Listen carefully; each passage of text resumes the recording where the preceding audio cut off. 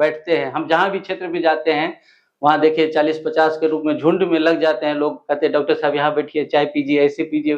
क्यों है कि शिक्षक का सिर्फ यूज किया जाता है और इस तरह से यूज करते हैं, चाहे कोई भी व्यवस्था हो, सरकार का कोई भी काम करना हो जिसमें टीचर को लगा दिया जाए। पहले हमारे दुर्भाग्य ये है कि हम लोग जिस क्षेत्र में हैं वहाँ पर शिक्षा के कमी के कारण वो असेसमेंट नहीं कर पाते हैं कि कौन अच्छे हैं कौन बुरे हैं होते हैं जी। और जब मालिक ही अशिक्षित है, माने शिक्षा कहने के मतलब उनके पास इतना शिक्षा नहीं है, की कमी है, बहुत ज्यादा कमी। हाँ, जो होनी चाहिए वो है ही नहीं। वो दो लाइन ऐसे बोल दें, चाहे 2 इंग्लिश वर्ड भी बोल दें, तो हम समझ जाएंगे कि चलिए हमारा क्षेत्र धन्य है। इस समय मैं मधुबनी जिला के हरलाखी प्रखंड में हूँ और हमारे साथ संजय कुमार सुमन जी हैं, जो पेशे से डॉक्टर हैं और आरजेडी चिकित्सा प्रकोष्ठ के जिला के अध्यक्ष भी हैं।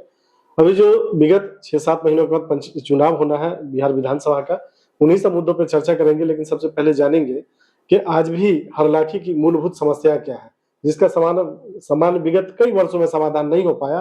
क्योंकि यहाँ से जो विधायक हैं आरजेडी जेडीयू से है, माफ कीजिएगा, और जो सांसद है वो बीजेपी से है। कहने का मतलब है कि सत्ताधारी दल के सांसद और विधायक है, बावजूद उसके आज भी यहाँ की शिक्षा और स्वास्थ्य की व्यवस्था पटरी से उतरी हुई है। और चूंकि सर पेशे से डॉक्टर है, तो सबसे पहले जानेंगे कि आज भी आपके यहाँ जो मूलभूत समस्या है उसमें सबसे बड़ी समस्या चिकित्सा और शिक्षा की है। क्या मानते हैं आप?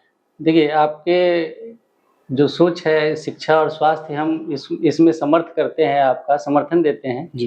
क्योंकि शिक्षा से ही सब कुछ होता है और शिक्षा का स्थिति आप जानते ही हैं कि लेवल कितना डाउन है। अभी इतना ज्यादा गिरा हुआ शिक्षा है जिसमें आप सोच भी नहीं सकते हैं, जिसमें बहुत सारा कारण भी रहा है। जो हमारा जो शिक्षा में जो टीचर के बहाली होता है वो पद्धति भी थोड़ा सा पहले गड़बड़ हो चुकी है। तो गड़बड़ हो चुकी है और शिक्षक बहाल हो गए हैं, तो उनको निकाला भी नहीं जा सकता है और बदला भी नहीं जा सकता है, जिसके कारण उनको एक उपाय किया जा सकता है। उनको ट्रेंड कितना अच्छा आप कर सकते हैं अभी इस लेवल पे, ये थोड़ा ध्यान देना होगा।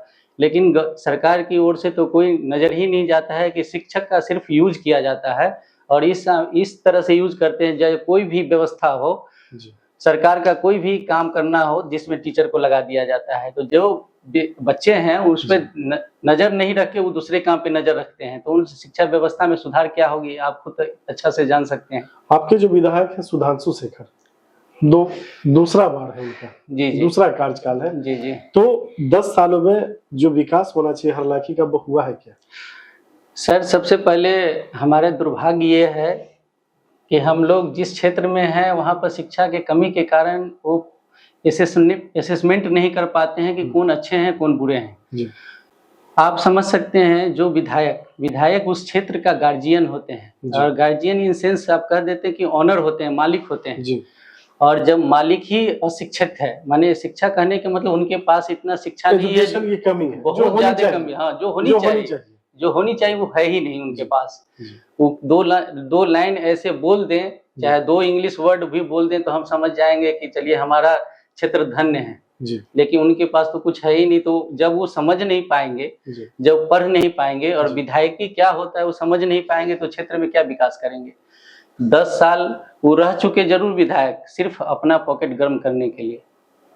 आपके जो सांसद महोदय उनका दर्शन आम आदमी को होता है क्या? बिल्कुल नहीं होता है सर। 2 बार तो जीत गए ऐसे मोदी जी के लहर में, और क्या कहिएगा, मोदी का एक बहाव था उसमें वो बह गए और बह के वो सीट निकल गया, तो उसके अलावा कोई योगदान नहीं है उनका। आप चिकित्सा प्रकोष्ठ के जिला अध्यक्ष हैं आरजेडी के जी जी। और जो 24 में प्रोग्राम हुआ था 24 तारीख को फुलपरास में जी जी, आपकी जो योगदान रही निश्चित तौर पे सराहनीय रही और आपने बहुत अच्छा योगदान दिया।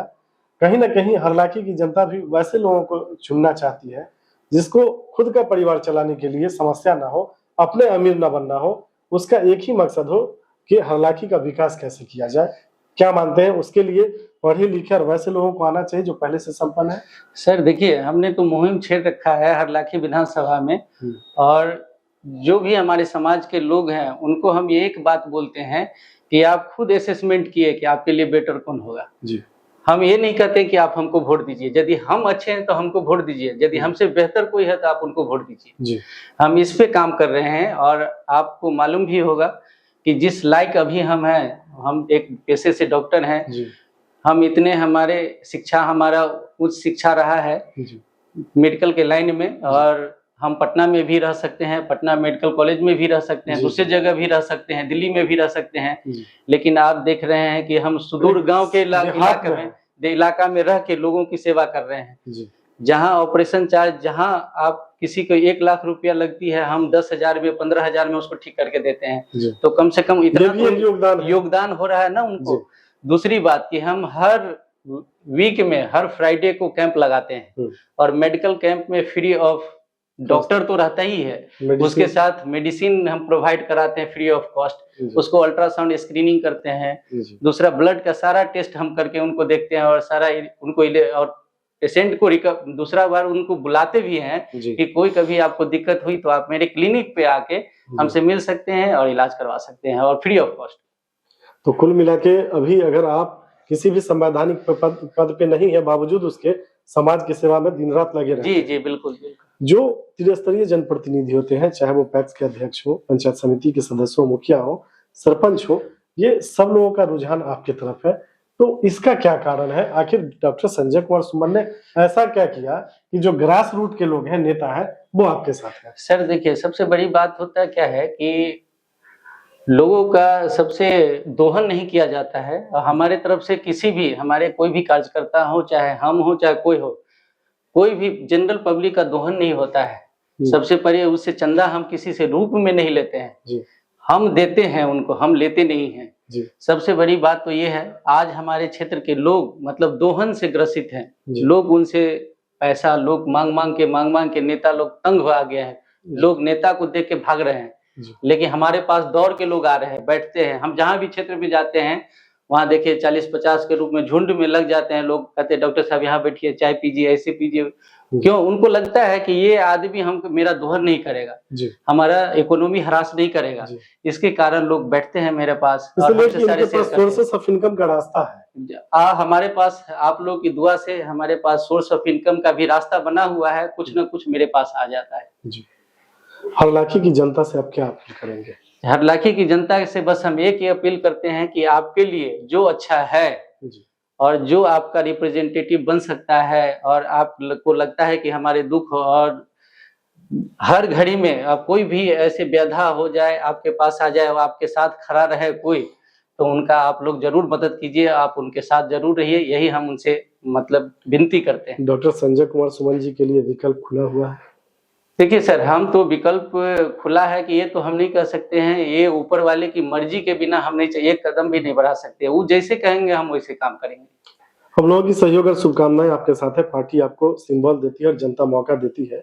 चुनाव जिता के अगर विधायक बनाती है हरलाखी का, तो चुनाव जीतने के बाद आपकी पहली प्राथमिकता क्या होगी? देखिए, मेरा पहली प्राथमिकता है शिक्षा, और शिक्षा पे हमने ज्यादा विशेषकर, और दूसरी स्वास्थ्य है। तो स्वास्थ्य रहेंगे लोग तभी शिक्षा ग्रहण कर सकते हैं। तो पहला प्राथमिकता हमारा स्वास्थ्य हो गया। दूसरे फोकस मेरा शिक्षा पे है कि शिक्षा जब तक नहीं होगा, आप ऐसे परिवार को हम ले चलेंगे, ऐसे घर में ले चलेंगे, ऐसे मोहल्ला में ले चलेंगे, आज तक भी लोग अंगूठा लगाते हैं। उनके यहाँ एक शिक्षक बन जाते हैं तो आप उनकी आचार विचार व्यवहार रहन सहन सारा चेंज बदल जाता है। यदि उनके यहाँ एक डॉक्टर बन जाए, इंजीनियर बन जाए, बीडीओ बन जाए, सीओ बन जाए, एक डीएम बन जाए, तो समझिए उस मोहल्ला कल्याण के, मोहल्ला का, गांव का, समाज का, उस ब्लॉक का कितना बड़ा कल्याण होगा। तो मेरा फोकस बस सिर्फ उस पे है, एजुकेशन और स्वास्थ्य पे। ये आपकी प्राथमिकता है। और देखिए, जब तक एजुकेशन नहीं प्राप्त करेगा कोई भी आदमी, तो उसको मतलब रोजगार कहाँ से मिलेगा? संभव ही नहीं है। हम लोग सबसे पहले एजुकेशन होना जरूरी, स्वास्थ्य के साथ साथ एजुकेशन होना जरूरी है। तो ये आपकी प्राथमिकता है। धन्यवाद। थे डॉक्टर संजय कुमार सुमन, जो चिकित्सा प्रकोष्ठ के आरजेडी के मधुबनी के जिला अध्यक्ष हैं। हालांकि विधानसभा में अपना इनका क्लिनिक चलता है, तो निश्चित तौर पे इनका जो योगदान है, चाहे वो गरीब बच्चों की शादी हो, किसी की बीमारी हो, किसी का सुख श्राद्ध हो, दिन रात खड़े रहते हैं। और जो त्रिस्तरीय जनप्रतिनिधि होते हैं, चाहे वो पैक्स के अध्यक्ष हो, मुखिया हो, समिति हो, सरपंच हो, उनका रुझान अधिकांश, अगर 100 में बात करें तो 90% लोग इनके प्रति आकर्षित है। उनका साफ तौर पे कहना है कि अगर डॉक्टर साहब इस क्षेत्र में आते हैं तो निश्चित तौर पे यहाँ की जो लूट खसोट है उस पर अंकुश लगेगा, उस पर काम होगा, और यहाँ की जो मूलभूत समस्या है उसका समाधान होगा। यहाँ भी जनता को तय करना है, लेकिन उससे पहले जो पार्टी का शीर्ष नेतृत्व है उसके लिए भी एक संदेश है कि पिछली बार जो टिकट वितरण में गलतियां हुई, उसकी वजह से तेजस्वी यादव मुख्यमंत्री बनते बनते रह गए और उनकी पार्टी सत्ता में नहीं पहुंच पाई। अगर पुनः इस बार भी वैसी गलती दोहराई जाती है तो शायद उनकी जो उम्मीद है, उनकी जो सोच है, शायद वो पूरी ना हो पाए। उसके लिए सबसे पहले ऐसे लोगों पे दाव लगाना होगा जिनका व्यक्तिगत अपना वोट हो, जनाधार हो और लोगों के बीच पहुंच हो। अगर डॉक्टर संजय कुमार सुमन जैसे लोग कैंडिडेट होते हैं हरलाखी के लिए तो निश्चित तौर पे सौभाग्य की बात होगी यहाँ के लिए और पार्टी नेतृत्व के लिए अच्छा संदेश होगा कि अगर बिहार में 243 में कोई सेफ सीट माना जाएगा तो वो हरलाखी को माना जाएगा। मेरा नाम अशेश्वर मुखिया है। अशेश्वर जी, कहाँ के वोटर हुए आप? किस विधानसभा? मैं हरलाखी विधानसभा का वोटर हूँ। आपके जो विधायक है सुधांशु शेखर जी, आप उनसे संतुष्ट हैं उनके कार्यकाल से? जी नहीं। उनको जो मौका मिला, जिस उम्मीद पे लोगों ने वोट किया, बहुत आशा और विश्वास के साथ हम लोग वोट किए थे, लेकिन हम लोग कोई विकास अभी तक नहीं, 10 साल में कोई विकास ऐसा नहीं है। यहाँ तक कि हम लोग, हमारे पंचायत के लोग जो पहचानता भी नहीं है कि सुधांशु जी कौन है। आप आरजेडी के जो है सक्रिय कार्यकर्ता है, जमीन पर रहने वाले लोग हैं, आप लोग ही बढ़कर नेता बनाते हैं किसी को जी, सांसद और विधायक बनाने में आपका योगदान रहता है जी। एक सवाल ये है कि हरलाखी में किन को मौका मिले जिससे विकास हो सके और आम आदमी प्रभावित हो, ऐसे लोग ना हो जिनका अपना विकास हो। देखिए, हरलाखी की अगर बात होती है तो किसी अच्छे पढ़े लिखे लोग को अगर दिया जाए हरलाखी में मौका। मैं आपको 3 ऑप्शन दे रहा हूँ जी। वर्तमान में जो अभी आपके चिकित्सा प्रकोष्ठ के जिलाध्यक्ष हैं डॉक्टर संजय कुमार सुमन जी, महिला में प्रिया राज और पूर्व विधायक रामाशीष जी। जी नहीं, वैसे अगर सामाजिक दृष्टिकोण से देखा जाए तो सबसे अच्छा डॉक्टर संजय कुमार जी रहेंगे।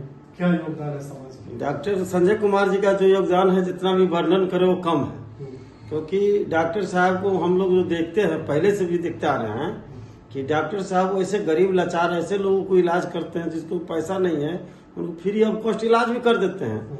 अगर आर्थिक सहायता की अगर बात होती है, जैसे घर में आग लग गया या किसी मजबूरी कारण लाचारता आ गया है, तो उसमें डॉक्टर साहब सबसे पहले तैयार रहते हैं, जो हम लोग सोच भी नहीं सकते थे। इतना वो हमदर्दी दिखाते हैं, हम लोग हम साथ हमदर्द में भाई में जैसे अपना समझ के पब्लिक को करते हैं। तो आप लोग चाहते हैं कि मौका डॉक्टर साहब को? बिल्कुल, डॉक्टर साहब को अगर मौका मिलता है तो डॉक्टर साहब को अगर मौका मिलता है तो डॉक्टर साहब जब भी इतना जो कर रहे हैं इससे और बेहतर करेंगे, क्योंकि डॉक्टर साहब तो किसी पद पे नहीं है, पद पर नहीं है, फिर भी कर रहे हैं, अभी जिम्मेदारी भी नहीं है। बिल्कुल, लेकिन जब जिम्मेदारी पद होता तो आप लोगों का भी प्रेशर रहेगा कि मौका मिला तो ज्यादा से ज्यादा काम कीजिए। जी बिल्कुल, मानते हैं डॉक्टर साहब को मौका मिला बहुत।